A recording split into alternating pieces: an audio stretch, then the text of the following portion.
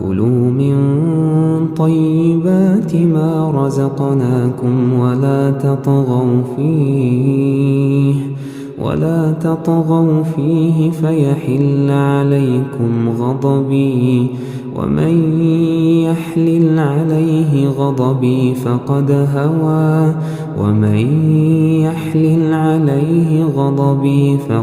هوى وإني لغفار لمن تاب وآمن وعمل صالحا ثم اهتدى. وما أعجلك عن قومك يا موسى؟ قال هم أولئك على أثري وعجلت إليك رب لترضى.